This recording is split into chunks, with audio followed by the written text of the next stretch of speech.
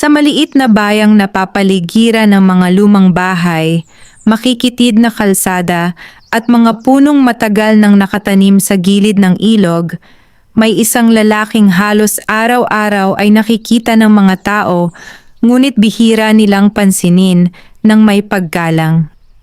Ang pangalan niya ay Mateo. Ngunit sa bibig ng karamihan, hindi iyon ang tawag sa kanya. Salot.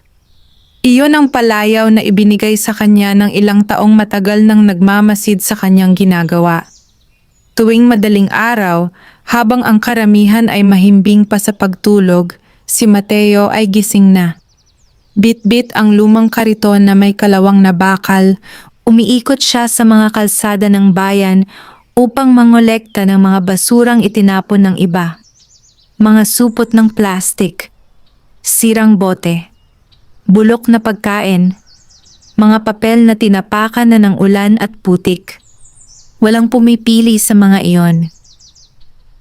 Maliban kay Mateo, tahimik siyang nagtatrabaho, parang multong dumaraan sa bawat kanto ng bayan. Hindi siya nakikipag-usap ng matagal. Hindi rin siya madalas tumitingin sa mga mata ng tao. Dahil alam niya kung ano ang makikita niya roon. Pandidiri. Isang umaga, habang itinutulak niya ang kanyang kariton sa harap ng palengke, may dalawang tindera na nakaupo sa gilid ng kalsada. Hay nako, dumaan na naman yung salot, bulong ng isa. Kung wala yan dito, siguro mas malinis ang bayan, sagot ng isa pa. Narinig iyon ni Mateo. Hindi na bago ang mga ganoong salita. Sa loob ng maraming taon, sanay na siyang parang hangin lang ang mga pangungutya ng tao. Ngunit kahit gaano pa siya katatag, may mga sandaling tumatama pa rin ang mga salita sa kanyang dibdib. Hindi siya sumagot. Ipinagpatuloy lamang niya ang pagtulak sa kanyang kariton. Sa dulo ng palengke, may maliit na karinderya na pag-aari ng isang matandang babae na kilala sa pangalang Aling Rosa.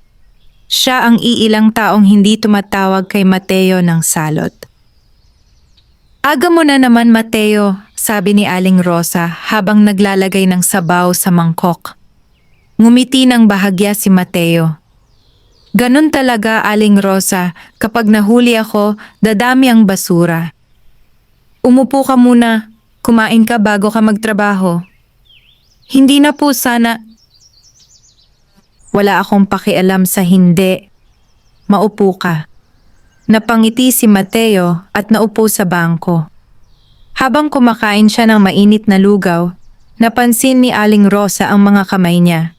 Magaspang, may sugat, at puno ng marka ng matagal na pagtatrabaho. Mateo, tanong ng matanda, bakit hindi ka na lang umalis sa bayang ito? Alam mong hindi ka nila pinapahalagahan. Tahimik na nagpunas ng bibig si Mateo. May dahilan po ako kung bakit nandito pa rin ako. Anong dahilan? Saglit siyang tumingin sa kalsada. Sa malayo may batang nagtatapon ng plastik sa gilid ng kanal. Kung walang pupulot ng basura, sabi niya, mas lalong marurumihan ang bayan. Hindi agad sumagot si Aling Rosa. Matagal na niyang kilala si Mateo, ngunit may pakiramdam siyang marami pang bagay ang hindi alam ng mga tao tungkol sa lalaking ito. Hindi ka ba napapagod? Tanong niya. Napapagod, sagot ni Mateo. Pero mas nakakapagod kung walang gagawa. Matapos kumain, tumayo siya at kinuha ang kanyang kariton. Salamat po sa pagkain, Aling Rosa. Mag-ingat ka. Tumango si Mateo at muling naglakad sa kalsada. Habang papalayo siya, may grupo ng kabataang dumaan sa gilid niya. Uy, tabi! Baka mahawa tayo sa salot! Nagtawanan ang mga ito. Hindi lumingon si Mateo. Ngunit sa likod ng katahimikan niya, may isang bagay na hindi alam ng mga taong iyon. Sa bawat araw na naglilinis siya ng basura, may napapansin siyang kakaiba sa bayan. May mga supot na hindi galing sa matindahan. May mga bariles na itinatapon sa gabi. At may mga taong lihim na naglalabas ng mga bagay na tila ayaw nilang makita ng iba. Hindi iyon ordinaryong basura. At si Mateo lamang ang nakakapansin. Sa ilalim ng bundok ng mga itinapon ng tao, may lihim na unti-unting nabubuo. Isang panganib na maaaring sumira sa buong bayan. At darating ang araw na ang lalaking tinawag nilang Salot ang magiging tanging taong makakapigil dito. Ngunit sa ngayon, hindi pa iyon alam ng mga tao. Sa kanilang paningin, si Mateo ay isang basurero lamang. Isang lalaking dapat iwasan. Isang lalaking hindi nila kailanman pinahalagahan. Habang papalubog ang araw, patuloy na naglalakad si Mateo sa makipot na kalsada, hinihila ang kanyang lumang kariton. Hindi niya alam na ang mga basurang kinokolekta niya araw-araw ay magiging susi sa isang malaking trahedya na paparating. At kapag dumating ang sandaling iyon, ang bayang minsang tumawag sa kanya ng salot ay mapipilitang kilalanin ang tunay niyang halaga. Ngunit bago mangyari iyon, kailangan muna niyang harapin ang lihim na nakatago sa mga basura ng bayan. At doon magsisimula ang tunay na kwento. Madilim pa ang langit nang muling magising si Mateo kinabukasan. Sanay na ang kanyang katawan sa oras na iyon. Ang pagitan ng gabi at madaling araw kung kailan tahimik ang buong bayan. Tanging mga aso sa malayo at ang mahinang agos ng ilog ang maririnig. Isinuot niya ang kanyang lumang sombrero at hinawakan ang hawakan ng kariton. Ang kariton na iyon ay matagal na niyang kasama. Kalawangin na ang bakal at may ilang bahagi na tinalian na lamang ng kawad upang hindi tuluyang masira. Ngunit sapat na iyon para sa kanyang trabaho. Habang naglalakad siya sa makipot na kalsada, unti-unti niyang kinokolekta ang mga basurang inilabas ng mga bahay. May mga supot na mabibigat, may mga karton na basa sa hamog, at may ilang plastik na tila itinapon ng nagmamadali. Tahimik ang buong lugar. Ngunit may isang bagay na hindi mapakali sa isip ni Mateo. Ang mga supot na napansin niya noong nakaraang gabi. Hindi iyon ordinaryong basura. May kakaibang amoy ang mga iyon, isang amoy na hindi niya pa naaamoy sa mga itinapon ng mga tao.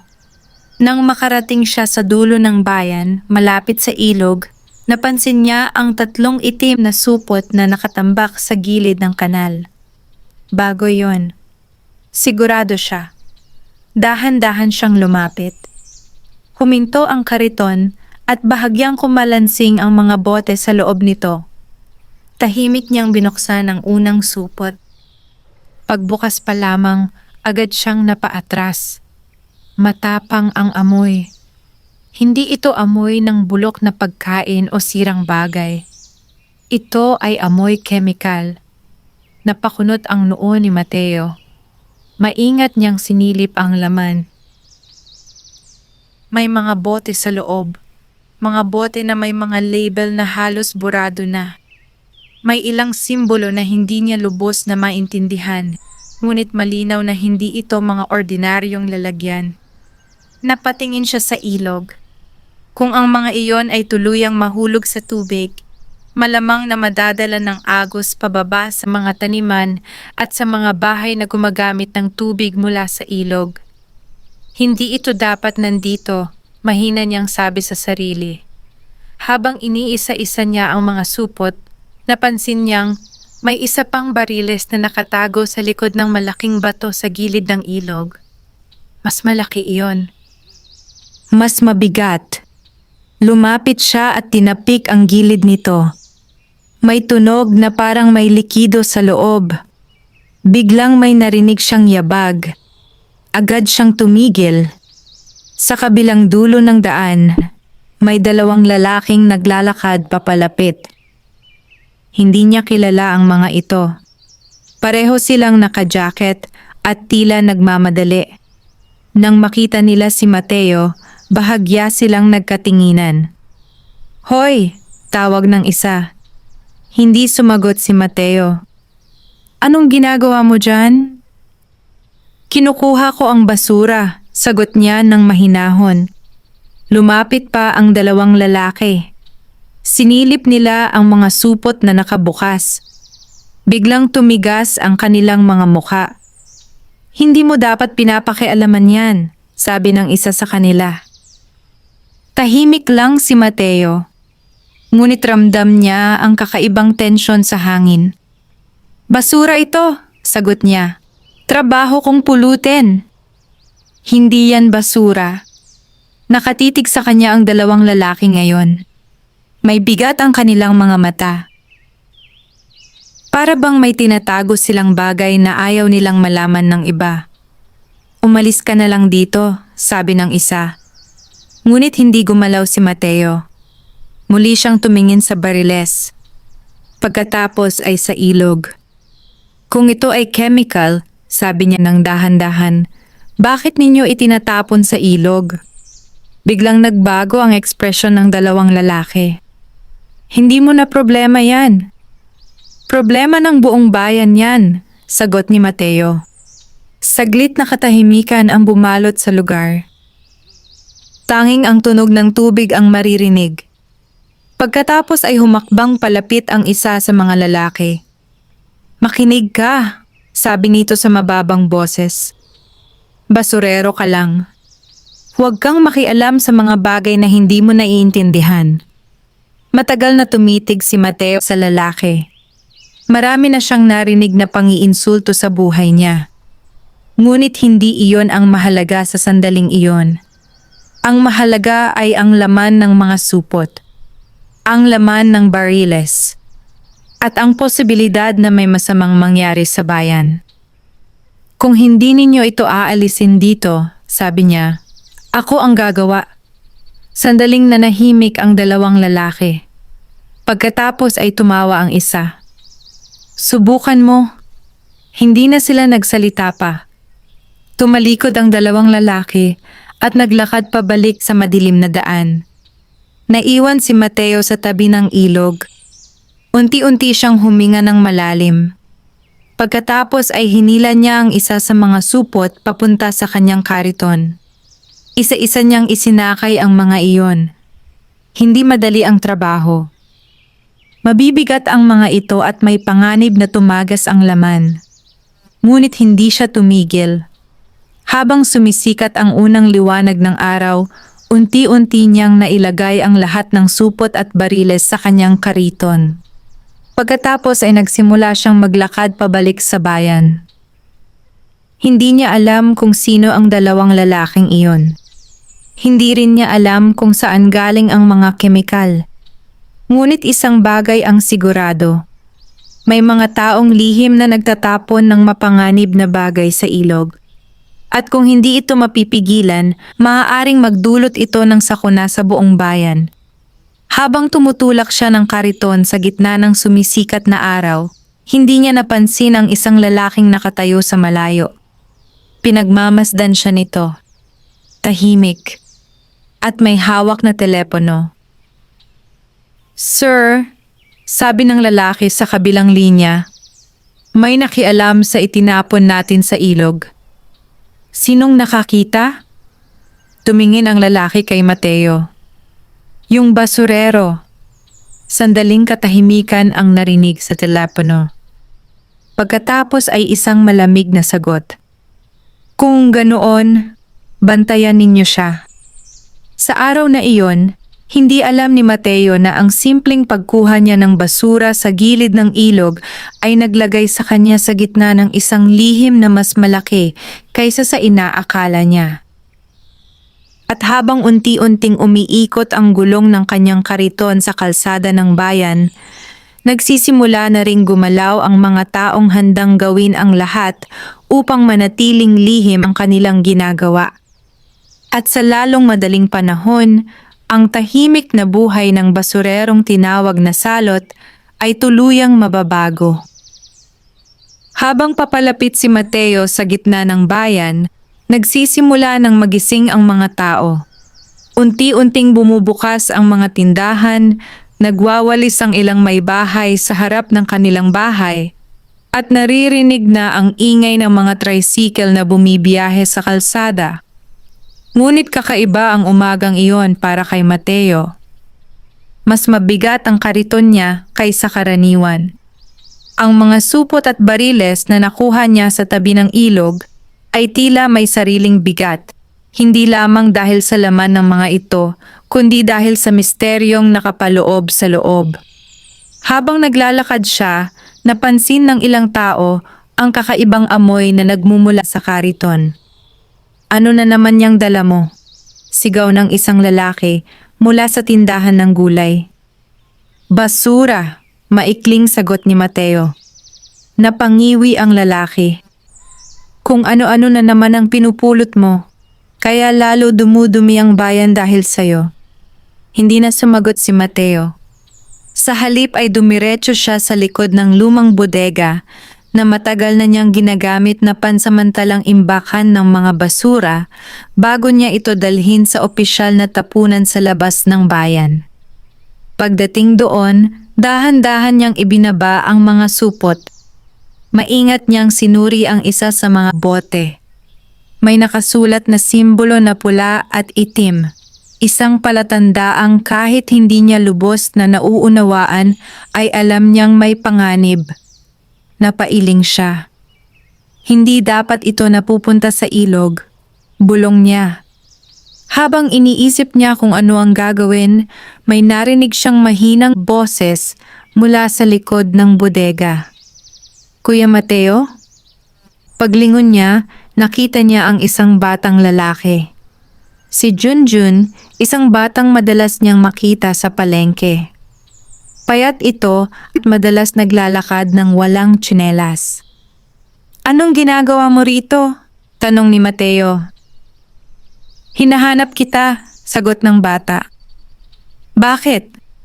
Lumapit si Junjun at tila nag-aalangan. "May mga lalaking nagtatanong tungkol sa'yo." Bahagyang kumunot ang noo ni Mateo. "Anong mga lalaki?"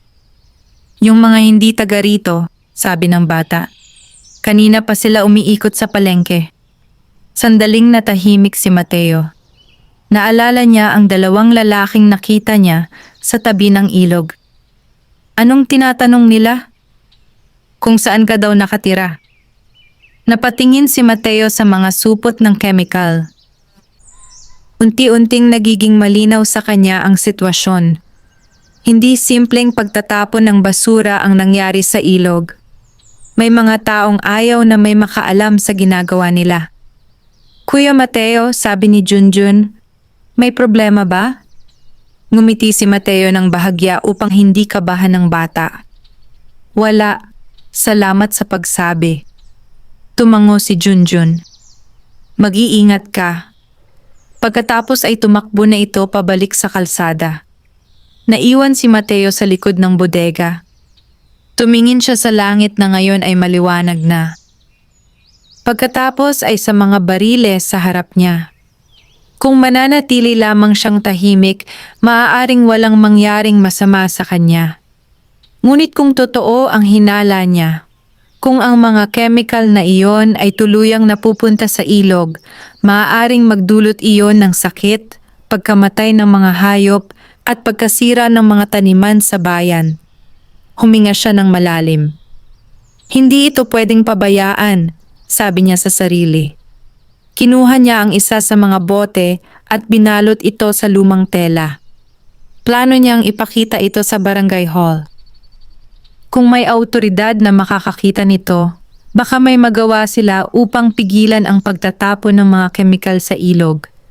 Ngunit hindi niya alam na may 2 pares ng mata ang nakamasid sa kanya mula sa kabilang kanto. Sa loob ng isang itim na sasakyan na nakaparada sa gilid ng kalsada, tahimik na nakaupo ang 2 lalaki. Ang isa sa kanila ay ang lalaking nakausap niya sa ilog. "Siya yon," sabi nito. Ang isa pang lalaki, mas matanda at mas seryoso ang muka, ay nakatitig lamang kay Mateo. Sigurado ka? Oh, sir, siya ang nagbukas ng mga supot.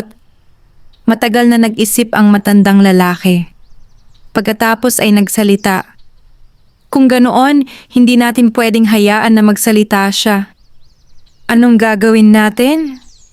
Tumingin muli ang lalaki kay Mateo na abala sa pag-aayot ng mga supot sa likod ng bodega. Malamig ang kanyang boses nang sumagot. Takutin muna natin.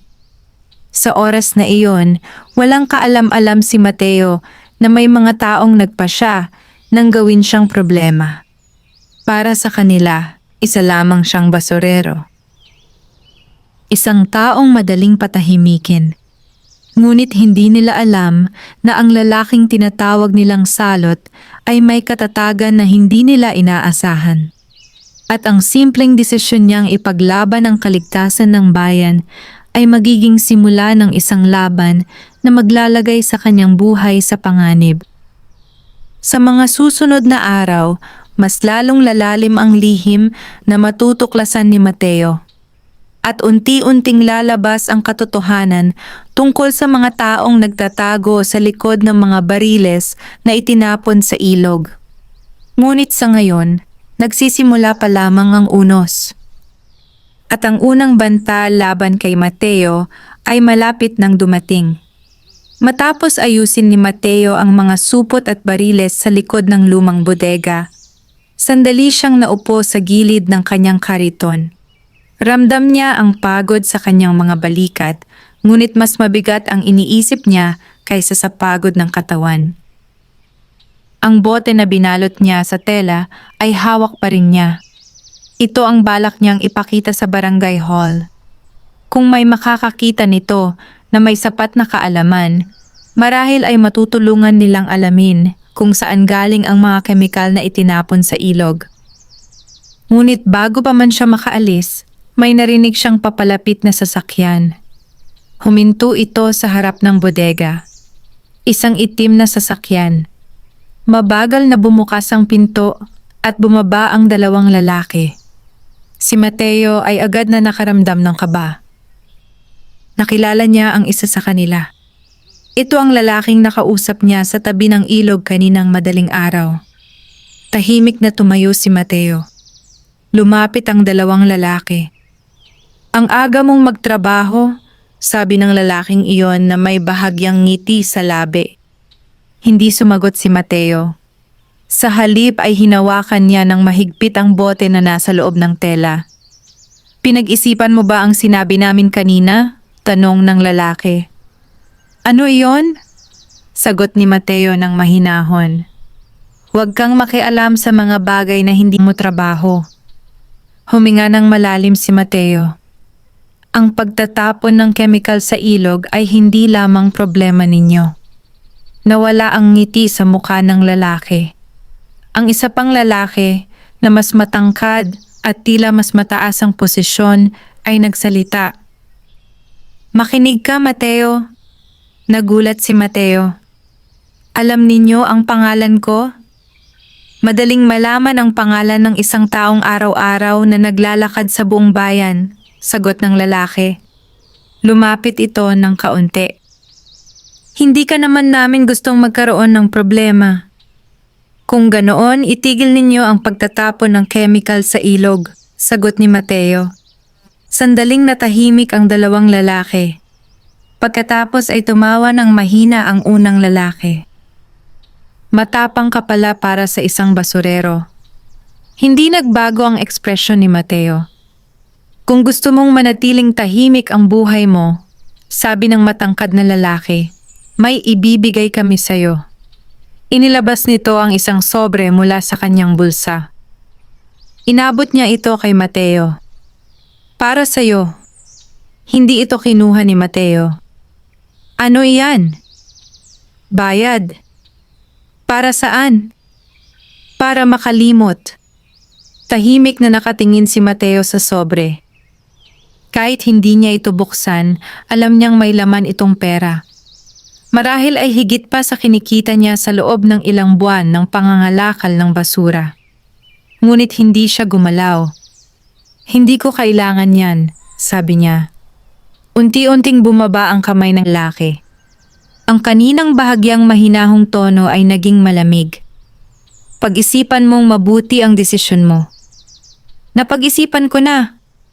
Matagal silang nagkatinginan. Pagkatapos ay ibinalik ng lalaki ang sobre sa kanyang bulsa. Kung ganoon, sabi niya, wala kaming magagawa kung anuman ang mangyari sa'yo. Bahagyang kumunot ang noo ni Mateo. Ano ang ibig mong sabihin?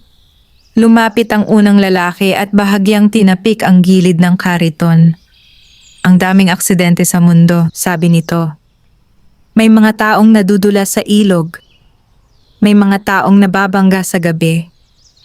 May mga taong nawawala. Tumigil ito at ngumiti ng malamig. Lalo na kung walang makakapansin sa pagkawala nila. Tahimik si Mateo. Ngunit sa loob ng kanyang dibdib ay nagsimulang bumilis ang tibok ng kanyang puso. Hindi siya madaling matakot. Ngunit alam niyang seryoso ang mga lalaking nasa harap niya. Mag-ingat ka na lang, sabi ng matangkad na lalaki bago tumalikod. Sumakay silang muli sa sasakyan. Pagkatapos ay dahan-dahang umalis. Naiwan si Mateo sa harap ng bodega. Tahimik ang paligid. Ngunit tila mas mabigat ang hangin kaysa kanina. Unti-unti niyang hinawakan ang bote na nakabalot sa tela. Kung may alinlangan man siya kanina, tuluyan na itong nawala. Ang paraan ng pananakot ng mga lalaking iyon ay lalong nagpatibay sa kanyang hinala. May malaking lihim na tinatago sa bayan. At handa ang ilang tao na gumawa ng kahit ano upang mapanatili itong lihim. Tumayo si Mateo at itinulak ang kanyang kariton palabas ng bodega. Diretso siyang naglakad papunta sa barangay hall. Habang naglalakad siya sa kalsada, may mga taong dumadaan na nakatingin sa kanya na may pandidiri, gaya ng nakasanayan. Ngunit wala siyang pakialam sa kanilang mga tingin. Sa kanyang isip, iisa lamang ang mahalaga. Kailangan niyang malaman ng mga opisyal ang tungkol sa kemikal sa ilog. Hindi niya alam kung ano ang mangyayari sa susunod. Hindi niya rin alam kung gaano kalakas ang mga taong kanyang kinakalaban.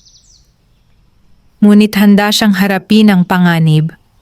Dahil para kay Mateo, ang katahimikan ng konsensya ay mas mahalaga kaysa sa anumang pera o takot. Habang papalapit siya sa barangay hall, hindi niya napansin ang isang motorsiklong dahan-dahang sumusunod sa kanya mula sa malayo. Ang lalaking nakasakay dito ay may hawak na telepono. "Sir!" Bulong nito sa kabilang linya.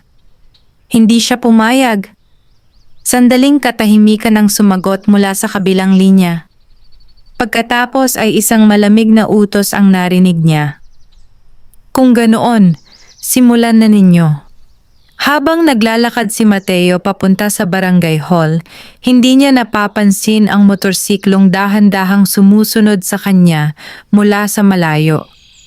Ang lalaking nakasakay dito ay tila nagmamasid lamang, ngunit bawat galaw ni Mateo ay sinusundan ng kanyang mga mata. Sa kabilang banda ng kalsada, abala ang mga tao sa kanilang pang-araw-araw na gawain. May mga tindero na nagsisimula ng magbukas ng kanilang pwesto, may mga batang naglalakad patungo sa paaralan, at may ilang matandang nag-uusap sa lilim ng puno. Para sa kanila, isa lamang ordinaryong umaga iyon. Ngunit para kay Mateo, ito ang umagang maaaring magbago ng kanyang buhay. Pagdating niya sa barangay hall, tumigil siya sandali sa harap ng gusali.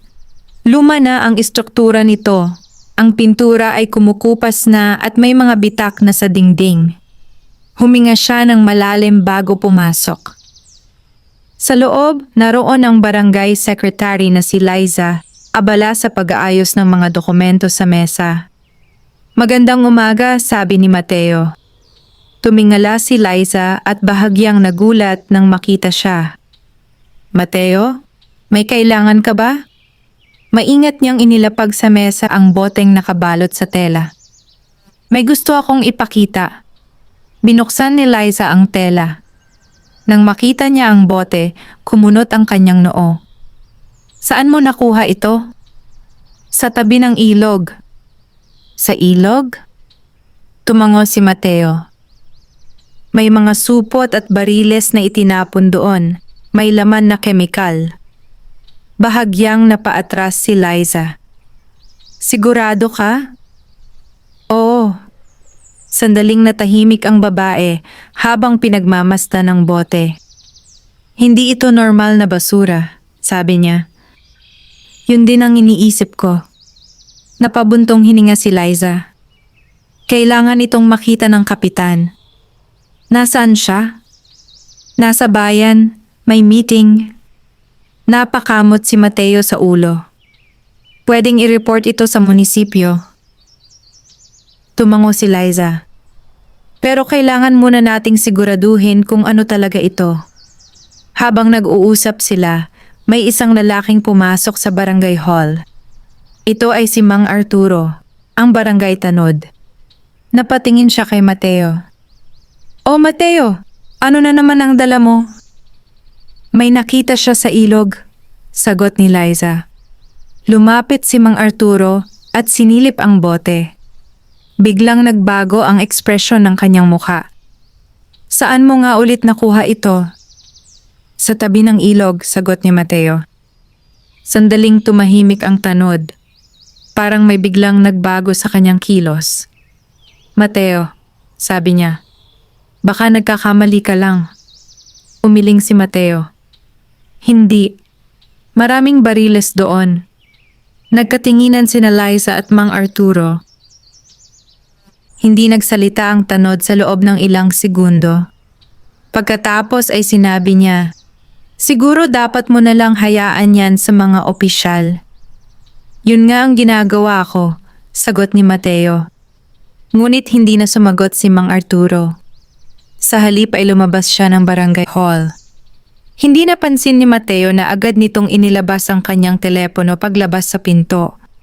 Mabilis siyang nag-dial ng numero. "Sir," sabi niya sa kabilang linya. "Nandito na yung basurero sa barangay hall." "May dala ba siyang ebidensya?" "Oo."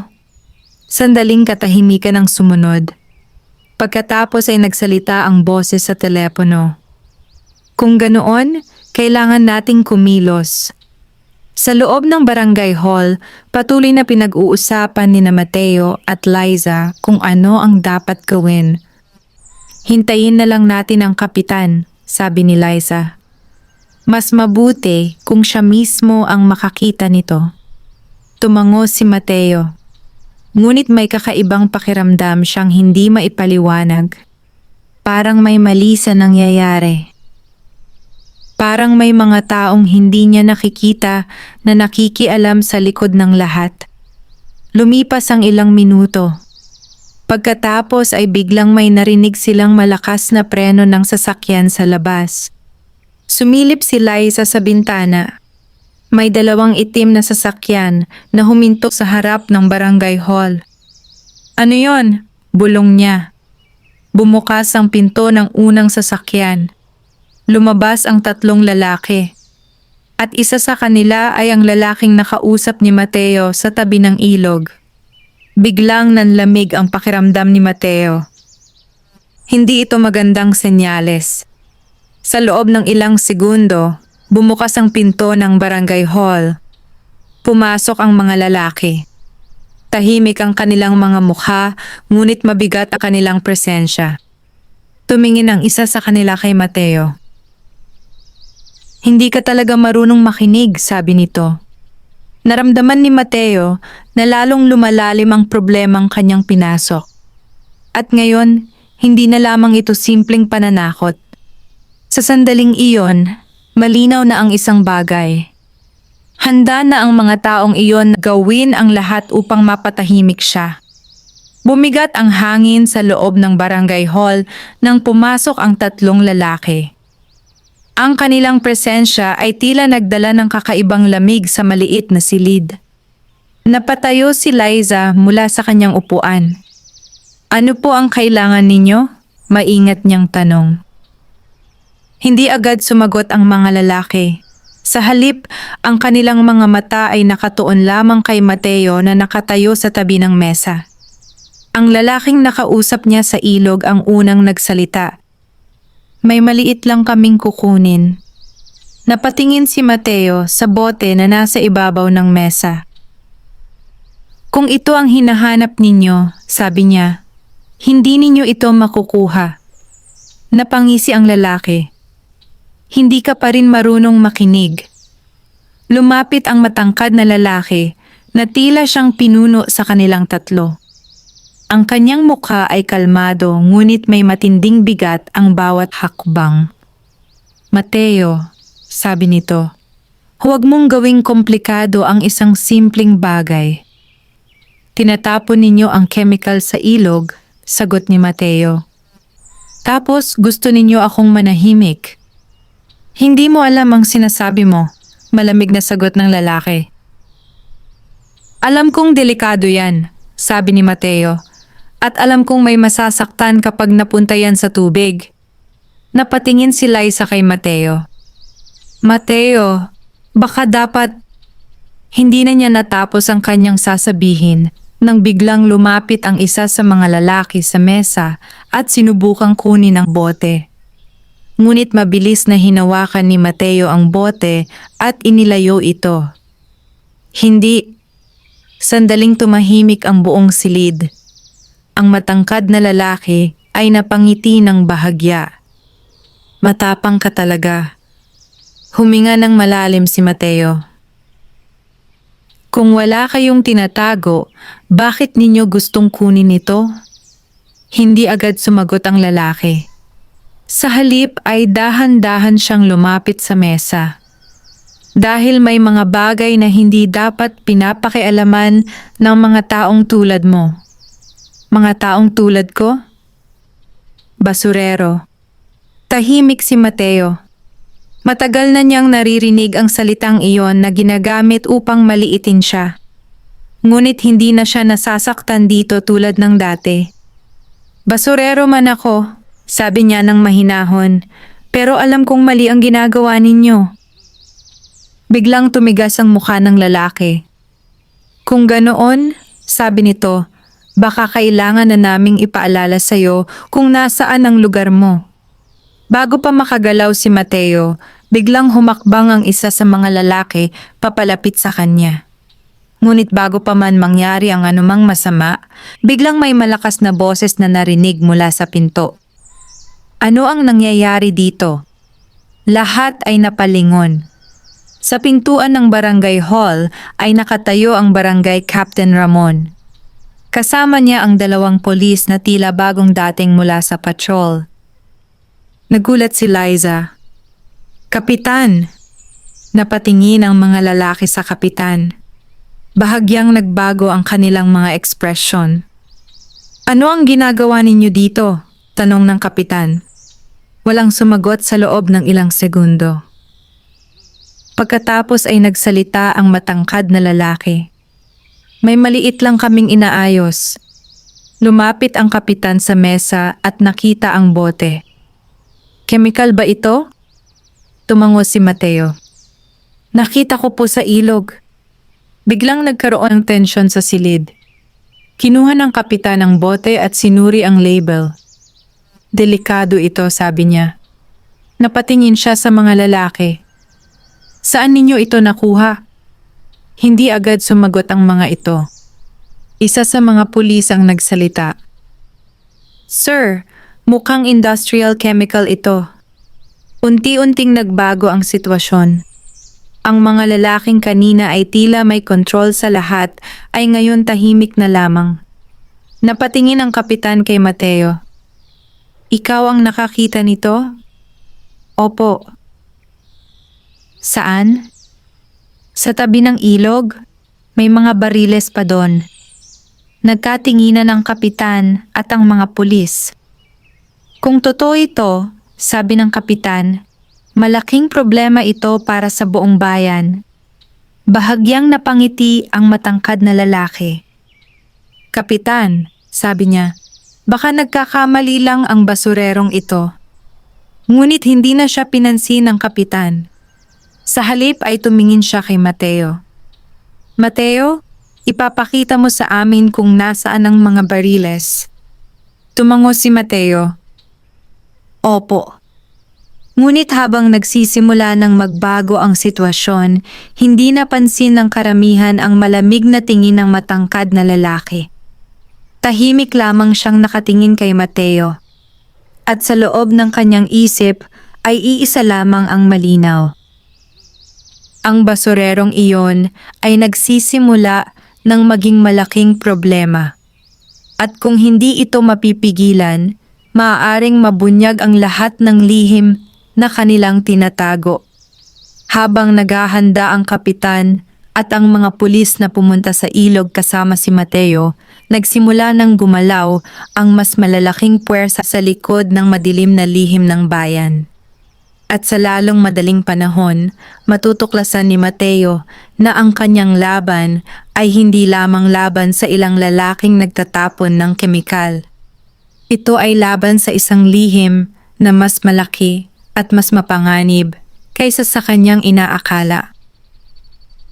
Pagkatapos ng tensyonadong tagpo sa barangay hall, hindi na nag-aksaya ng oras ang barangay Captain Ramon. Kaagad niyang inutusan ang 2 pulis at si Mang Arturo na samahan si Mateo papunta sa ilog upang makita ang mga bariles na sinasabi nito. Tahimik ang biyahe. Ang sasakyan ng barangay ay dahan-dahang dumaan sa makipot na kalsada ng bayan. Sa loob ng sasakyan, nakaupo si Mateo sa likod kasama ang isang pulis. Sa labas ng bintana, unti-unting dumaraan ang mga bahay, tindahan, at mga taong walang kaalam-alam sa panganib na maaaring nakatago sa tubig ng kanilang ilog. Samantala, sa isa pang sasakyan na nakaparada sa malayo, tahimik na pinagmamasdan ng matangkad na lalaki ang pag-alis nila. Kasama niya ang 2 tauhan. Sinusundan ba natin sila? Tanong ng isa. Umiling ang lalaki. Hindi na kailangan. Ano ang gagawin natin? Saglit siyang nag-isip. Kung makita nila ang mga bariles, hindi na natin mapipigilan ang investigasyon. Tama ka, sir. Tahimik na tumingin ang lalaki sa direksyon ng ilog. Pero may paraan pa. Hindi na siya nagsalita pa. Sa kabilang banda, patuloy na umaandar ang sasakyan papunta sa dulo ng bayan. Pagdating nila sa lugar na tinutukoy ni Mateo, bumaba silang lahat. Agad na nagtaka ang mga pulis nang mapansin ang ilang bakas sa lupa. Parang may mga mabibigat na bagay na hinila papunta sa gilid ng ilog. Dito yon, sabi ni Mateo habang naglalakad papunta sa malaking bato kung saan niya nakita ang mga bariles. Ngunit nang makarating sila roon, biglang huminto si Mateo. Nawala ang kanyang mga salita. Wala na ang mga bariles. Malinis ang lugar. Para bang walang anumang itinapon doon. Napakunot ang noo ng kapitan. Sigurado ka bang dito yon? Opo, sagot ni Mateo. Dito ko mismo nakita. Lumapit ang isang pulis at sinuri ang lupa. Sir, sabi nito, may bakas nga ng mga mabibigat na bagay na hinila. Napansin din nila ang ilang marka ng gulong sa putik. May nag-alis ng mga bariles, sabi ng kapitan. Napabuntong hininga si Mateo. Ibig sabihin, may nakapagsabi sa mga lalaking iyon. May nakarating na impormasyon sa kanila bago pa sila dumating. Tahimik ang lahat habang pinagmamasdan ng ilog. Sa unang tingin, tila normal lamang ang tubig. Ngunit habang mas tinitingnan nila ito, napansin ng isa sa mga pulis ang kakaiba. Sir, tingnan ninyo ito. Lumapit ang kapitan. Sa gilid ng tubig, may ilang patay na isda na lumulutang. Napakunot ang noo ni Mateo. Hindi iyon normal. Lumuhod ang pulis at sinuri ang tubig. May kakaibang amoy. Tahimik na nakatingin ang kapitan sa ilog. Kung may chemical ngang itinapon dito, sabi niya, malamang nagsimula na itong makaapekto sa tubig. Napatingin siya kay Mateo. Gaano karami ang nakita mong bariles? Hindi bababa sa 5, sagot ni Mateo. Nagkatinginan ng mga pulis. Kung 5 bariles ng chemical ang naitapon sa ilog, maaaring malaki na ang pinsalang na idulot nito. Sa kabilang dulo ng ilog ay may mga taniman ng gulay. May mga bahay na gumagamit ng tubig mula sa ilog para sa kanilang mga hayop. Kung kumalat ang lason sa tubig, maaaring magkasakit ang maraming tao. Napabuntong hininga ang kapitan. Kailangan nating i-report ito sa munisipyo. Sir, sabi ng isang pulis, mukhang may mga taong mabilis kumilos para itago ang ebidensya. Tumango ang kapitan. Alam ko. Pagkatapos ay tumingin siya kay Mateo. Mateo, kung hindi dahil sa'yo, baka hindi natin ito nalaman. Hindi agad sumagot si Mateo. Sanay siya sa pangungutya ng mga tao, kaya kakaiba sa pakiramdam na makarinig ng pasasalamat. Ngunit hindi pa tapos ang problema. Dahil kung may nag-alis ng mga bariles bago sila dumating, ibig sabihin ay may taong nagmamasid sa bawat galaw nila. Sa malayo, sa likod ng mga puno sa kabilang bahagi ng ilog, may isang lalaking nakatayo. Tahimik niyang pinagmamasdan ng grupo. Matapos ang ilang minuto, inilabas niya ang kanyang telepono. Sir, bulong niya. Hindi nila nakita ang mga bariles. Ano naman ang nakita nila? Mga patay na isda. Sandaling katahimikan ang sumagot mula sa kabilang linya. Pagkatapos ay nagsalita ang malamig na boses. Kung ganoon, kailangan nating kumilos ng mas mabilis. Sa gilid ng ilog, patuloy na nakatayo si Mateo habang pinagmamasdan ang maruming tubig na dahan-dahang dumadaloy. Hindi niya alam kung gaano kalaki ang problemang kanyang nasimulan. Ngunit malinaw na ngayon ang isang bagay. Ang mga taong nagtatapon ng chemical ay hindi basta-basta susuko. At kung gusto niyang mailigtas ang bayan, kailangan niyang harapin ang panganib na mas malaki pa kaysa sa kanyang inaakala. Matapos nilang makita ang mga patay na isda sa ilog, hindi na nag-aksaya ng oras ang barangay Captain Ramon. Kaagad niyang iniutos sa mga pulis na mag-ulat sa munisipyo upang maimbestigahan ang posibleng pagkalason ng tubig. Tahimik na bumalik sa sasakyan ng grupo. Ngunit habang pauwi sila sa bayan, may mabigat na pakiramdam sa dibdib ni Mateo. Ang mga bariles ay nawala. Ibig sabihin ay may mga taong mas mabilis kumilos kaysa sa kanila. May mga taong may kapangyarihan. Pagdating nila sa bayan, mabilis kumalat ang balita. May mga mangingisda na nakakita rin ng ilang patay na isda sa ibabang bahagi ng ilog. May mga magsasaka na nagsimulang mag-alala sa tubig na ginagamit nila sa kanilang mga pananim. Sa palengke, nag-uusap ang mga tao. May lason daw sa ilog. Sabi nila may chemical na itinapon. Sino kaya ang may gawa nun? Ngunit tulad ng dati, may mga taong hindi pa rin seryosong nakikinig. At may ilan pa ring tumingin kay Mateo na may pagdududa. Baka gawa-gawa lang ng basurerong yan, sabi ng isang lalaki sa palengke. Para lang mapansin siya. Narinig iyon ni Mateo habang dumadaan siya. Hindi na siya nagulat. Sanay na siya sa ganitong mga salita. Ngunit may mga taong nagsimulang mag-isip.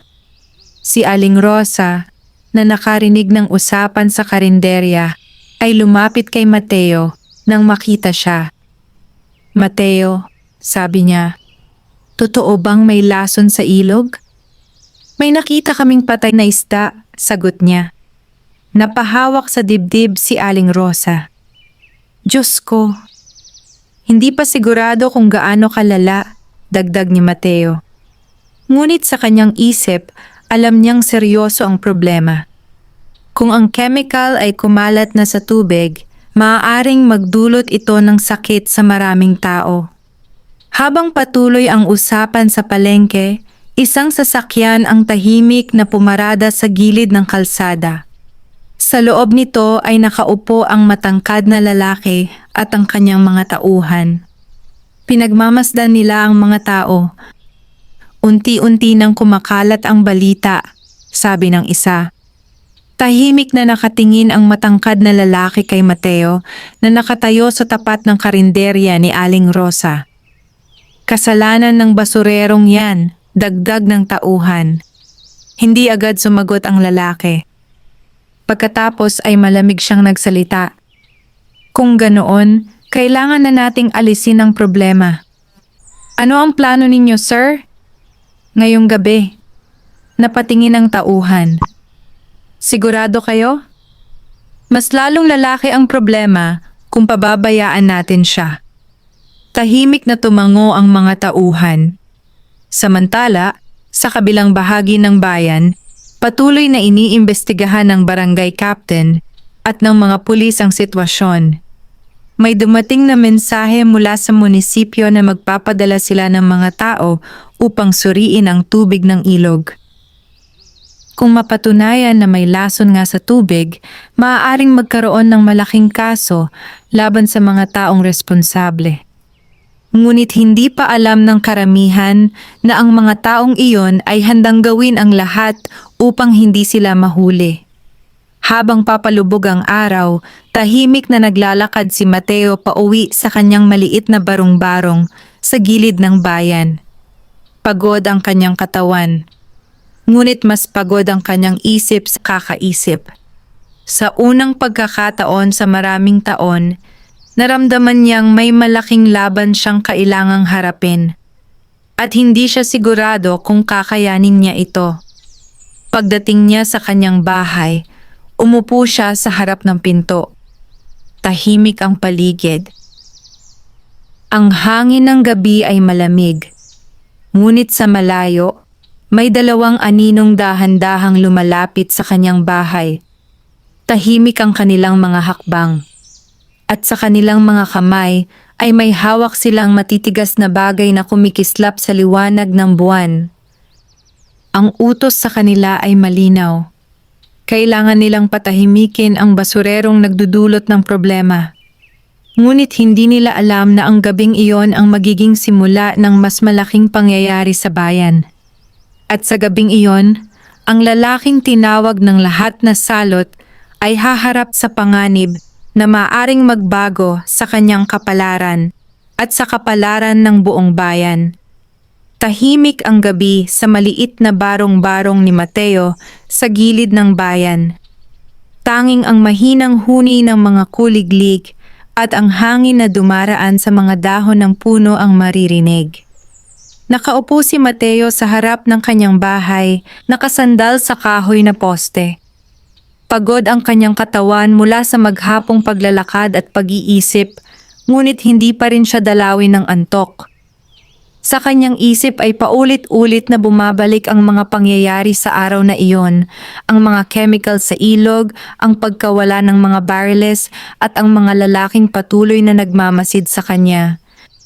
May pakiramdam siyang may paparating na masamang mangyayari. Sa malayo, sa likod ng ilang puno, dalawang lalaki ang dahan-dahang naglalakad papalapit sa kanyang bahay. Tahimik ang kanilang mga hakbang. Ang isa sa kanila ay may hawak na bakal na tubo, habang ang isa naman ay may dalang kahoy na pamalo. Sigurado ka bang siya lang ang nandito? Bulong ng isa. Oo, sagot ng kasama niya. Mag-isa lang ang basurerong iyon. Huminto sila sandali upang tiyakin na walang ibang tao sa paligid. Pagkatapos ay dahan-dahan silang lumapit sa bahay. Samantala si Mateo ay nakatingin lamang sa madilim na kalsada. May naramdaman siyang kakaiba. Parang may gumagalaw sa dilim. Unti-unti siyang tumayo. Sa sandaling iyon, biglang sumugod ang dalawang lalaki mula sa likod ng puno. Hoy! Agad na nakaiwas si Mateo nang subukan siyang hampasin ng bakal na tubo. Malakas na tumama ang tubo sa poste ng kanyang bahay. Nagkaroon ng matinding ingay sa tahimik na gabi. Tapusin na natin ito, sigaw ng isa. Hindi sanay sa pakikipaglaban si Mateo, ngunit matagal na siyang nagtatrabaho sa mabibigat na gawain. Sanay ang kanyang katawan sa pagod at hirap. Mabilis niyang hinila ang lumang kahoy na pala na nakasandal sa gilid ng bahay. Nang muling sumugod ang isa sa mga lalaki, naiharang niya ang pala. Nagkaroon ng malakas na tunog nang magbanggaan ang bakal at kahoy. Matigas pala ang ulo mo. Galit na sigaw ng lalaki. Ngunit hindi sumuko si Mateo. Ipinagtanggol niya ang sarili habang unti-unting umatras palayo sa pintuan ng kanyang bahay. Sa gitna ng kanilang paglalaban, biglang tumahol ang isang aso sa kalapit na bahay. Sunod-sunod na ring nagising ang ibang aso sa paligid. Unti-unting nagkaroon ng ingay sa buong lugar. May nagigising na! Bulong ng isa sa mga lalaki. Ngunit bago pa sila tuluyang umatras, sinubukan nilang sugurin muli si Mateo. Sa pagkakataong iyon, nagawa ni Mateo na itulak ang isa sa kanila gamit ang hawakan ng pala. Nabalanse ang lalaki at natumba sa lupa. Nang makita iyon ng kasama niya, agad itong umatras. Umalis na tayo. Tinulungan niyang tumayo ang kanyang kasama. Pagkatapos ay mabilis silang tumakbo palayo sa dilim. Naiwan si Mateo sa harap ng kanyang bahay, hingal na hingal. Mahigpit pa rin niyang hawak ang pala. Ilang sandali pa ay nagsimulang magsilabasan ang ilang kapitbahay. Ano nangyari? Tanong ng isang matandang lalaki. May mga sumalakay, sagot ni Mateo habang sinusubukang huminga ng maayos. Sinong mga iyon? Umiling si Mateo. Hindi ko kilala. Ngunit sa loob ng kanyang isip, alam niya kung sino ang nagpadala sa mga lalaking iyon. Ito ang babala na sinabi sa kanya. At ngayon ay malinaw na hindi sila titigil hanggat hindi siya napapatahimik. Lumapit si Aling Rosa na nakarinig ng ingay mula sa kanyang bahay. Mateo, ayos ka lang ba? Opo, sagot niya. Diyos ko, baka sila na naman yung mga taong nagtatapon ng chemical. Hindi sumagot si Mateo. Ngunit malinaw na iyon ang iniisip ng lahat. Samantala, sa loob ng isang sasakyang nakaparada sa madilim na bahagi ng bayan, tahimik na nakaupo ang matangkad na lalaki. Nakatanggap siya ng tawag. Sir, hindi namin siya napatumba. Tahimik siyang nakinig. May mga taong nagising sa paligid. Matagal na katahimikan ang sumunod. Pagkatapos ay nagsalita siya. Kung ganoon, hindi na natin ito pwedeng gawin ng patago. Ano ang ibig ninyong sabihin, sir? Ang kanyang boses ay malamig. Ihanda ninyo ang susunod na hakbang. Sa kabilang bahagi ng bayan, nakaupo si Mateo sa harap ng kanyang bahay habang patuloy na nag-uusap ang mga kapitbahay tungkol sa nangyari. Ngunit sa kanyang isip ay malinaw na ang isang bagay. Ang laban na kanyang pinasok ay hindi na basta simpleng problema. Ito ay laban sa mga taong handang gumamit ng dahas upang itago ang kanilang lihim. At sa lalong madaling panahon, mapipilitan siyang gumawa ng mas matapang na hakbang kung nais niyang maprotektahan ang bayan. Dahil kung hindi siya kikilos, maaaring mas lumala pa ang panganib na nagbabanta sa lahat. Sumikat ang araw sa bayan na tila walang nangyaring kaguluhan noong nakaraang gabi. Ang mga tao ay muling nagbalik sa kanilang pang-araw-araw na gawain. Ang palengke ay puno ng ingay. Ang mga tricycle ay nag-uumpisang bumiyahe at ang mga tindahan ay isa-isang nagbubukas. Ngunit sa ilalim ng normal na galaw ng buhay, may mabigat na tensyon na bumabalot sa buong bayan. Ang balita tungkol sa lason sa ilog ay patuloy na kumakalat. May mga mangingisda na tumigil muna sa pangingisda. May mga magsasaka na natatakot gamitin ang tubig para sa kanilang mga taniman. At ang lahat ng ito ay nagsimula dahil sa isang basurerong pinili na huwag manahimik. Maagang nagising si Mateo. Hindi siya halos nakatulog sa buong gabi matapos ang nangyaring pag-atake. Ngunit kahit pagod ang kanyang katawan, alam niyang hindi pa tapos ang laban. Lumabas siya ng kanyang bahay at tahimik na tumingin sa kalsada. Ang pala na ginamit na kagabi ay nakasandal pa rin sa dingding. Habang nakatayo siya roon, may narinig siyang paparating na sasakyan. Isang puting van ang huminto sa harap ng kanyang bahay. Mula rito ay bumaba ang barangay Captain Ramon kasama ang 2 pulis. Mateo, tawag ng kapitan. Lumapit si Mateo. Kapitan, narinig namin ang nangyari kagabi. Tumango si Mateo. Mukhang hindi na nila kayang itago ang ginagawa nila kaya tinatakot na nila ako. Tahimik na tumingin ang kapitan sa paligid. Hindi na ito simpleng usapin, sabi niya. May dumating ng mga imbestigador mula sa munisipyo. Bahagyang nagulat si Mateo. Talaga po? Oo. Sinuri na nila ang tubig ng ilog. Napahawak si Mateo sa gilid ng kariton na nasa tabi niya. Ano po ang resulta? Sandaling natahimik ang kapitan bago sumagot. May chemical nga sa tubig.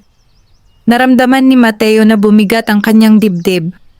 Ang kanyang hinala ay naging katotohanan. Kung hindi mo sinabi ang nakita mo, dagdag ng kapitan, baka hindi namin ito nalaman agad. Hindi sumagot si Mateo. Sa loob ng maraming taon, halos walang taong nagpapakita ng paggalang sa kanya. Ngunit sa sandaling iyon, naramdaman niyang may pagbabago sa paraan ng pagtingin ng kapitan sa kanya. Mateo, sabi ng kapitan, kailangan namin ang tulong mo. Ano po iyon? May mga lugar pa ba sa ilog kung saan mo napansin ang kahina-hinalang basura? Sandaling nag-isip si Mateo.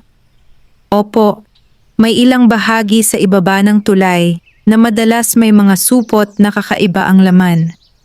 Nagkatinginan ang mga pulis. Kung ganoon, sabi ng kapitan, baka doon pa sila nagtatapon. Habang nag-uusap sila, unti-unting nagtitipon ang ilang kapitbahay na nakarinig ng balita. May mga taong nakatingin kay Mateo na tila iba na ang kanilang pananaw. Ang lalaking dati nilang tinatawag na salot ay ngayon ang taong nagbunyag ng panganib sa kanilang bayan. Si Aling Rosa ay lumapit at tumayo sa tabi ni Mateo. Sinabi ko na sa inyo, sabi niya sa mga tao, hindi masamang tao si Mateo. May ilang tao na tumango. Ang iba naman ay tahimik lamang, tila nahihiya sa kanilang mga sinabi sa nakaraan.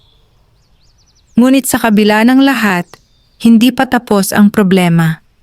Sa kabilang bahagi ng bayan, sa loob ng isang malaking bodega na matagal nang nakasara sa publiko, nakaupo ang matangkad na lalaki sa isang mesa.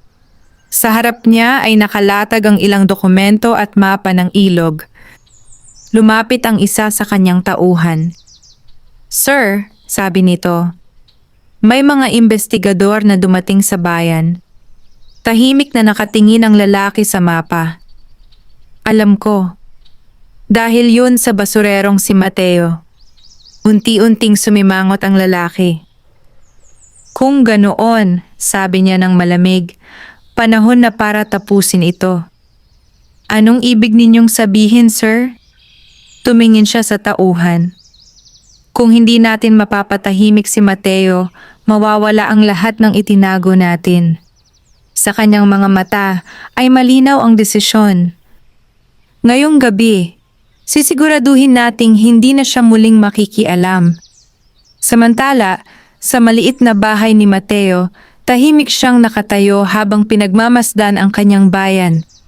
Hindi niya alam kung gaano kalaki ang laban na kanyang kinakaharap.